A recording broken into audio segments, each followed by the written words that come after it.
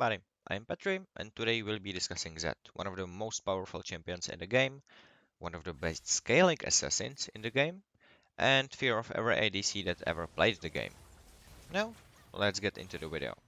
Just quickly before the start, I'd like to ask you to kindly consider subscribing. Okay, for runes, there are two trees I would recommend, but for 90% of your games, for 90% of players, just go with this typical paper cut version where you want to go for Electrocute, which is Zed's best rune because of his level 3 combo. Taste of Blood, which will help you stay healthy in the lane and obviously trade. I lately found out that the healing from this is actually massive throughout the game. I always thought it's more of an early game, which it still is, but it's massive. Eyeball Collection because it grants you most AD and that scales greatly with AD, and Ultimate Hunter because your ultimate is basically a free kill.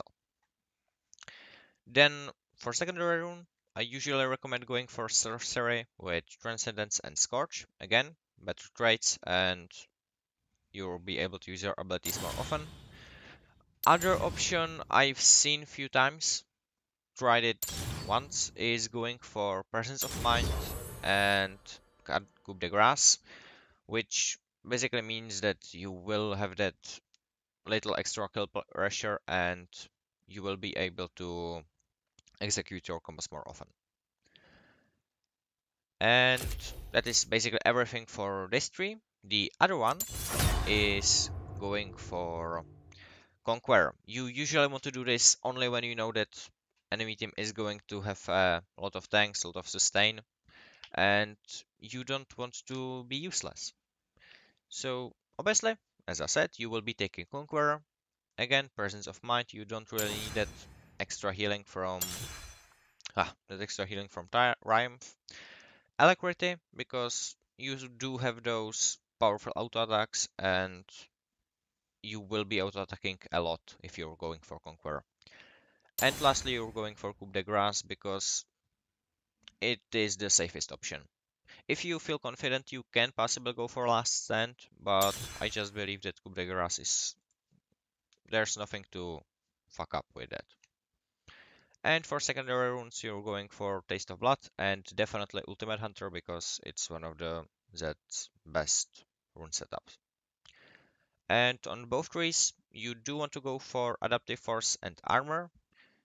If you think that you really will be going for those really long fights, you can exchange one Adaptive Force for Ability Haste, but I think that going with this is safe and always works. And that is going to be everything. I'll see you with the rest of the video in the game. Okay, so firstly, 10 seconds for summoner spells. Flash is always good, and Ignite, that is an embodiment of an assassin, so you always want to go for Ignite. I don't think that I have ever gone TP with him. For the items, for start, again, there's not so many changes. I usually go for longsword with a refillable potion. Only exception to that is if you are going for the Conqueror belt, you can actually try and go for Dorn's Blade and normal health potion. But I think that this longsword allowing you to get your items quicker and also having that additional additional damage and also allowing you to buy refillable at the start of the game is really nice for that. There's usually no reason to actually go for Dorn's Blade unless you really know what you're doing, which, well, not everyone does. After you buy that, for your first item, you always want to rush your Mythic, which, well, you see all of them here. uh, there are some changes to this. Usually, when you're going for Prowler Scroll, you will be trying to have to get that another gap closer, which Prowler's Claw allows you to get. The damage it grants you is nice, but as I said, you're mostly using it for the gap closer, so you don't have to waste your ultimate or W. Eclipse is the item that you are trying to be building when you are going for the Conqueror tree, because first off, it gives you heal, it gives you shields, and it allows you to go into some extended raids. Something like that is also allowed with Duskblade, which is their, how to put it? Duskblade is probably the least useful of these three, which if I am able to say it like that, because you do have that great damage and you are invisible, which allows you to go for huge kill streaks during the team fights. And it is extremely strong, but the sheer utility of Prowler's Claw and raw stats of Eclipse are also really great. So what I would say, if you are trying to stick on your enemy, go for Prowlers. If you know that your team is going to be able to tank for you and keep you alive, you can go for Duskblade, so you can quickly deal a lot of damage during the team fight. And if your team does not really have that great sustain and tanks, you can go for Eclipse. And yes, that is your first item for boots. You usually will be getting your first boots and then trying to rush your second item, but just to simply put it, I go for boots of lucidity most of the time. Not only is the movement speed nice, but you also have 20% ability haste, which combined with all of your abilities already having kind of low cooldowns is extremely powerful. And that is basically my point of view. That is why I go for Boots of Lucidity. You can also try to go if you're doing really bad for one of these two, but it's not that great. And if you just want to be zooming around the map, killing what you see, you can obviously go for Mobis, but Boots of Lucidity are safe pick every game. Uh, for the second item, again, it can change. If you are going against champions like Oriana or possibly anyone that has a big shield in their kit, Serpent's Fang is extremely useful. Not only is the cost pretty good, but being able to reduce the shields just by obviously dealing damage to the champion is also nice, and 55 AD is a great stat. So if they have shields, go for Serpent's Fang.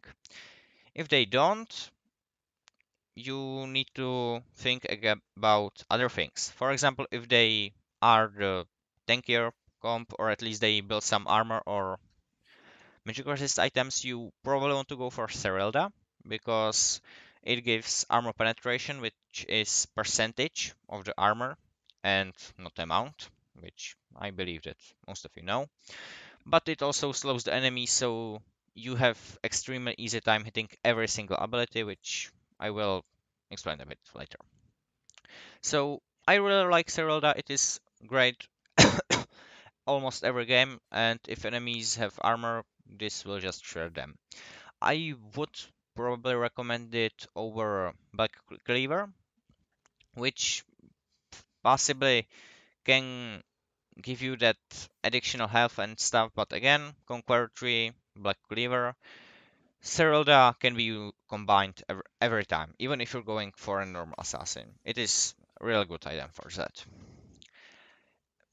Other item you can get instead of in before Serelda is Edge of Night, which again, great stats, and if they are playing something like Morgana, which is really popular now, super jungle, you have that ability that can't hit you.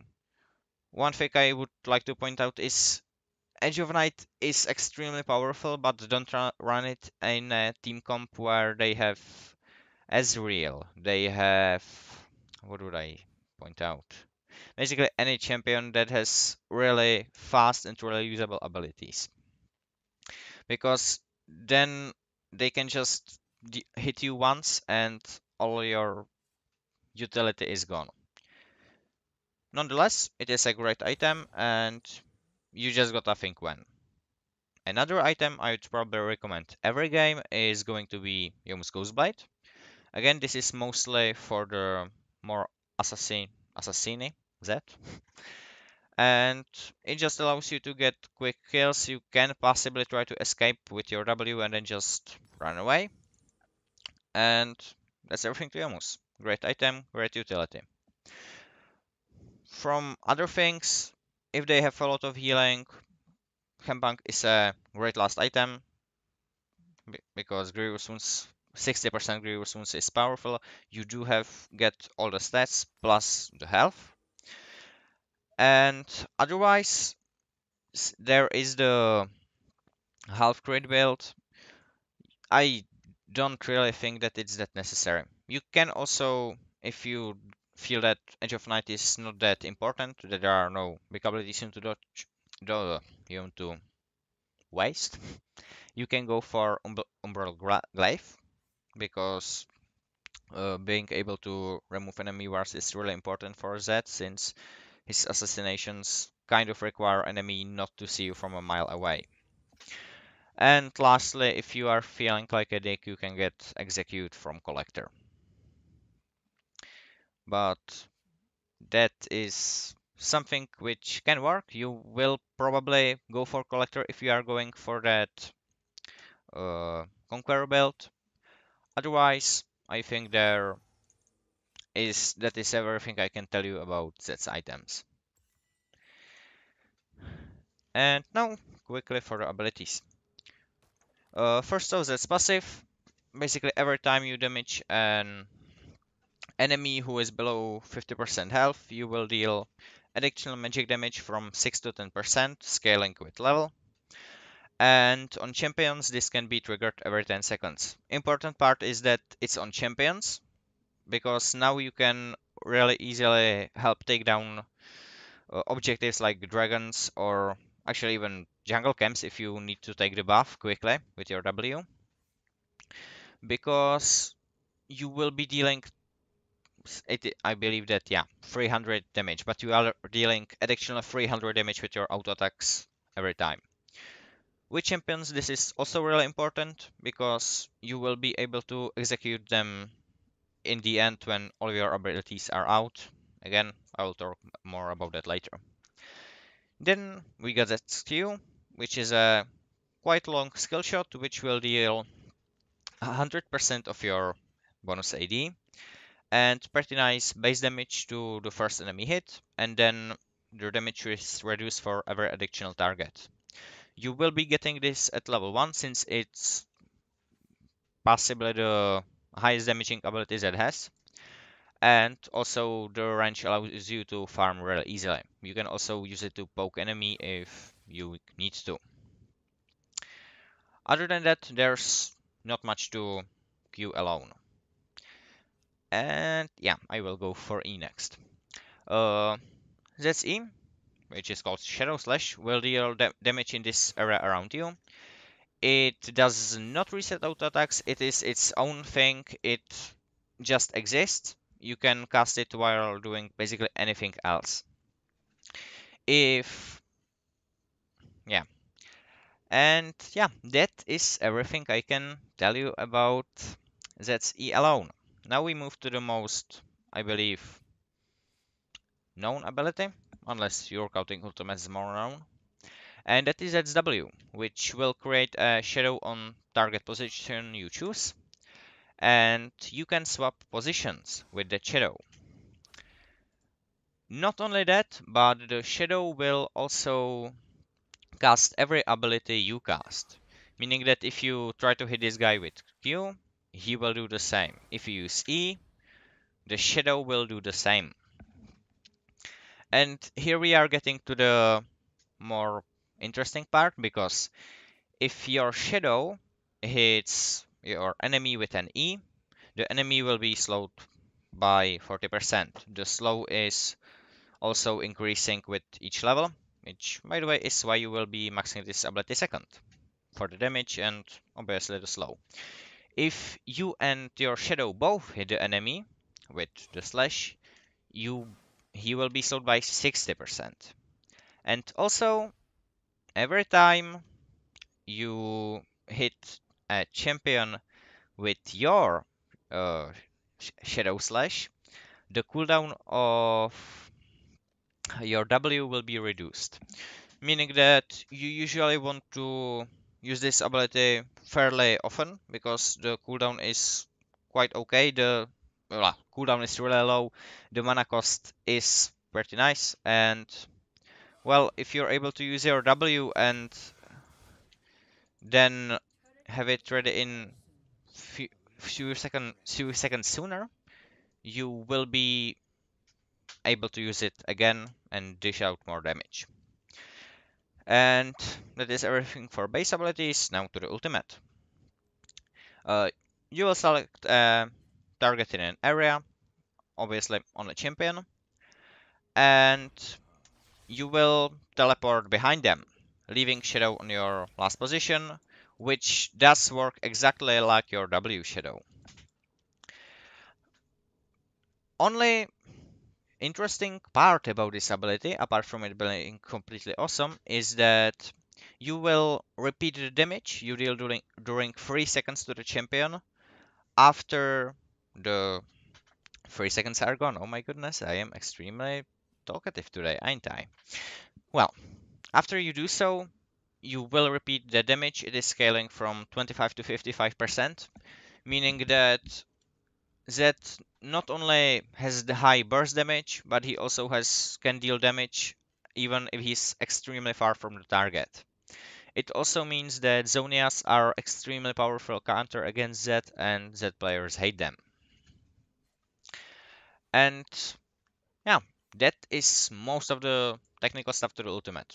Last thing I can say is that every time you use your ultimate, you will reappear behind the target after a short cooldown of you being untargetable, which means that you usually want to use your ultimate to dodge some ability and then go in, at least during cleaning phase.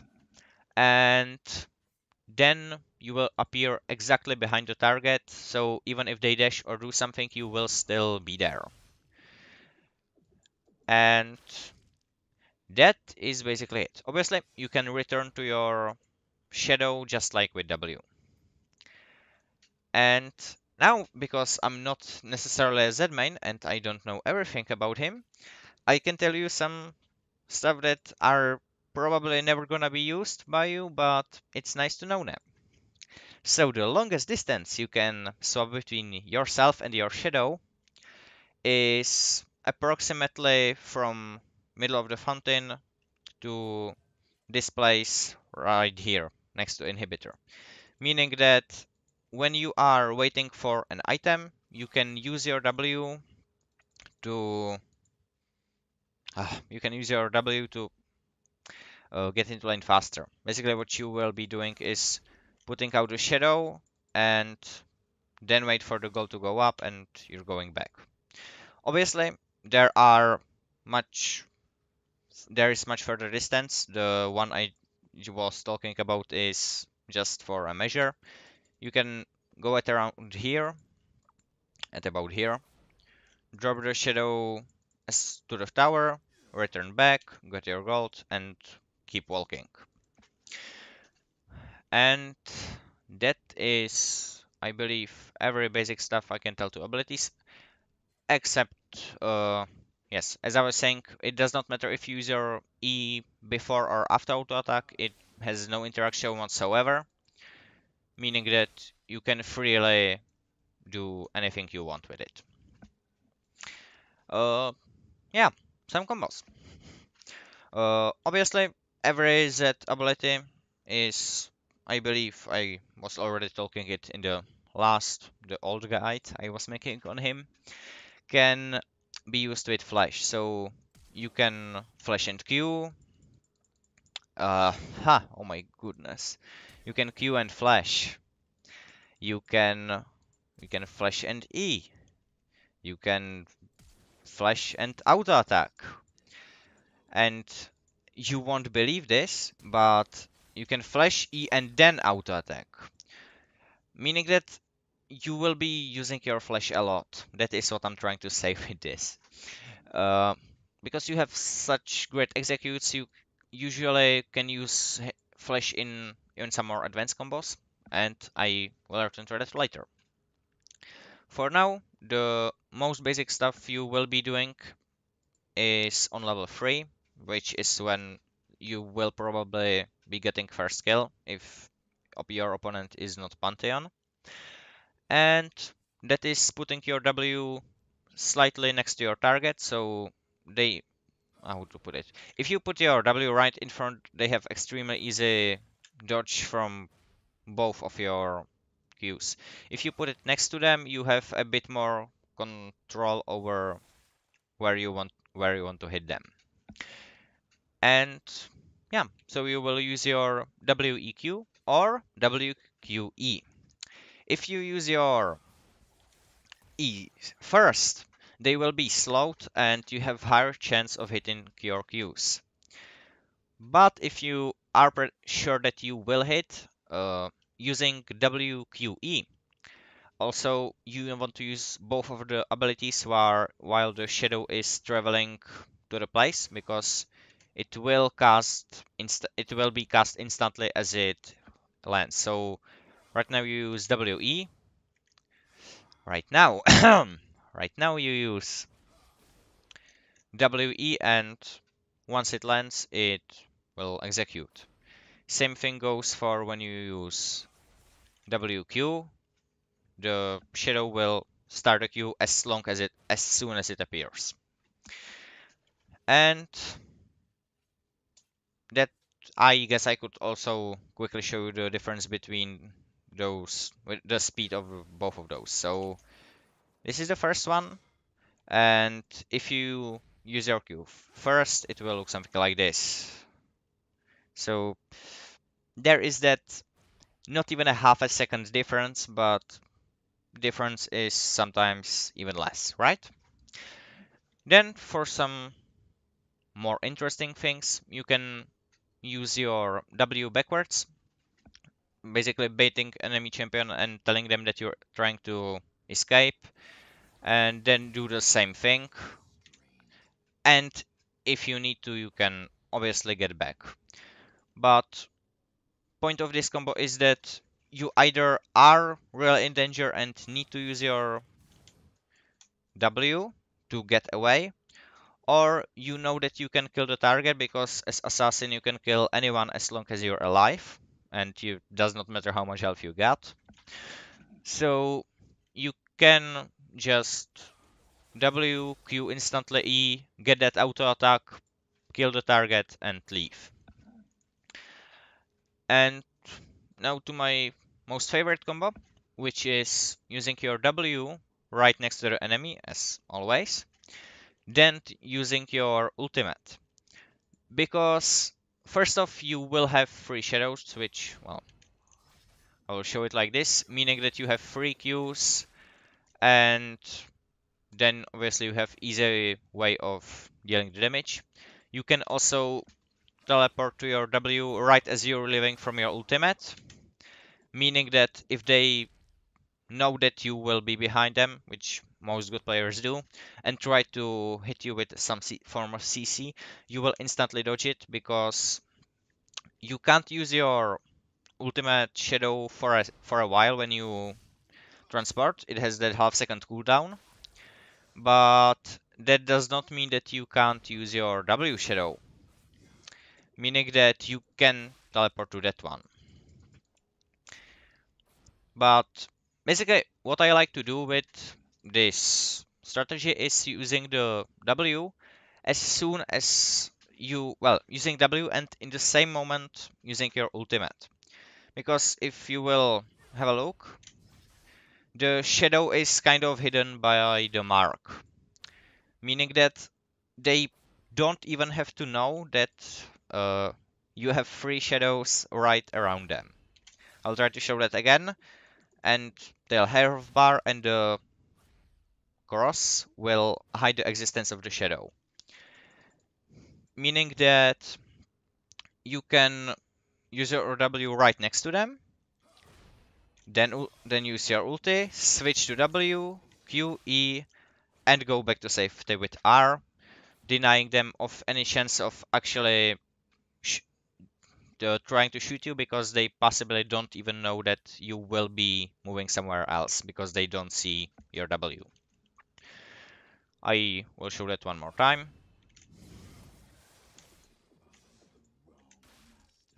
You obviously don't need to take both of those actions. That is why that is so actually so hard to play. It's all about decision making and a bit of mechanics, just a bit. Mostly decision making. Because once you are there, you can use your W to dodge instantly. You can stay behind them and use your W after a while when they realize that you are standing there and go a bit back and try to hit them with shadows from your W, which is now apart behind them, or your ultimate. You can go instantly back to your ultimate and let the shadows do all the work. You have all the options you need. But just keep in mind that you usually want to stick around for that auto attack, which will have a great impact on the recasted damage.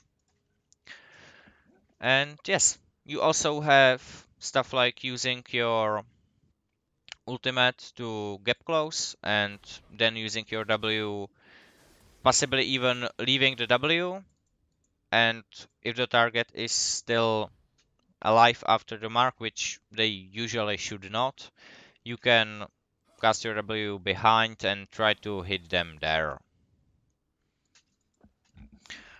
And that is why we have also that is why we have Prowler's Claw. Because as I was saying, you always use one of these two abilities to gap close because they won't walk right up to you, apart from some instances. But with Prowler's Claw, you can gap close on them, use your W, and have that path teleport to anywhere they will flash. Also, you still have your ultimate, which will follow them whenever they go.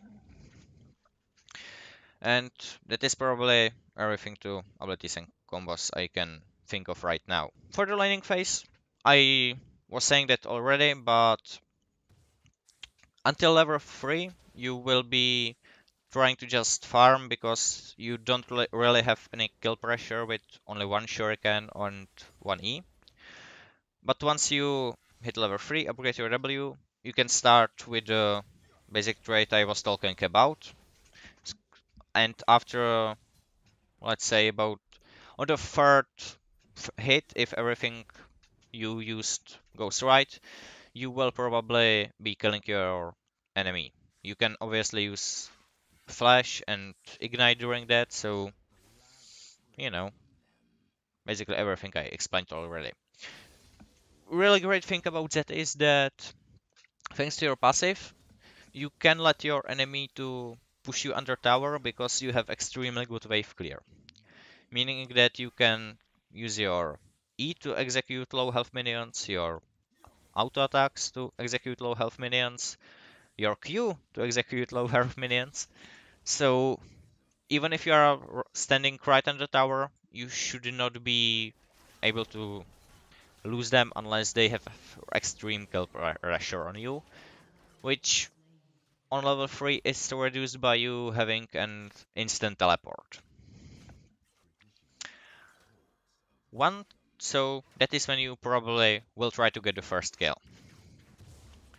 On 6th level, you should always go in. Like, again, there are exceptions, but I don't like to talk about those. So you hit level 6, you know that enemy laner won't be able to escape easily. For example, Fizz with his untarget ability. And you will just go and destroy whatever you see. This also means that uh, thanks to your shadows, you are really safe from ganks, since they, even if you go for the kill, they usually have to choose if they are going to be chasing you as you, and you can then just switch places with the shadow and go right and or if they will be waiting and trying for that. So that is extremely hard to gank, is what I'm trying to say. If you know that enemy has some early game junglers like, let's say, Kindred or Lee Sin, you can even go for your W on level 2.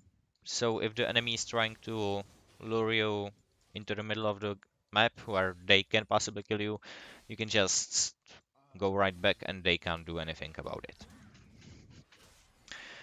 After that, you want to push the line, which again you can do extremely easily thanks to your high damage and area of effect damage, and start roaming. You usually will be trying to get either bot lane or just invade into enemy jungle, because you are not necessarily a best champion to deal with top laners. There are some exceptions. If the enemy top is going something real squishy, you can obviously kill the champion in the early game too. But think about that as AD assassin. Every level he gets stronger, and when he hits uh, level level 13, where you have both of your important abilities upgraded, you have your ultimate on level 2, you are extremely, well, I said important. I'm gonna get so much flame for this.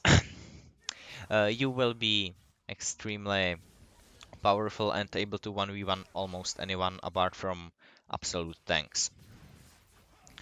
For champions to ban, it really depends on you. For example, I hate playing against Pantheon as that, because Pantheon, first off, he has easy engage with his W.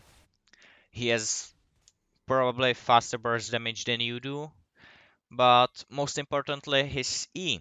If you use your full combo on him, and you even hit him with your Q from behind, as long as his E is facing you, you can deal any damage to him.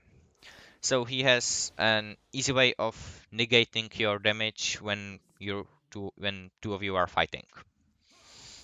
You can obviously uh, you can obviously negate that by switching places with your shadow behind the Pantheon, and then you can deal all the damage on the other hand.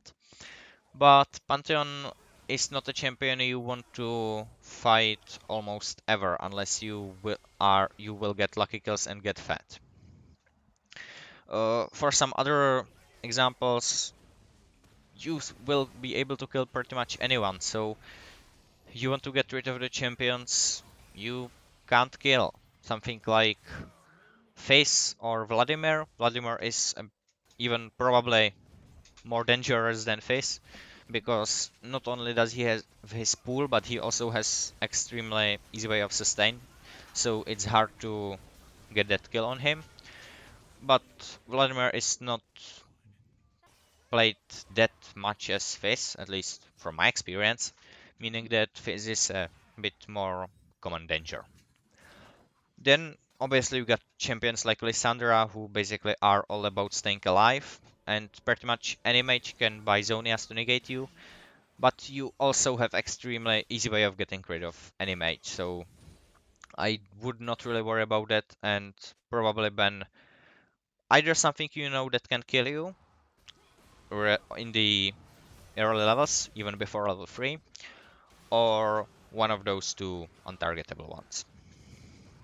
And I believe that that is going to be everything. I will see you in the next video. Battery out.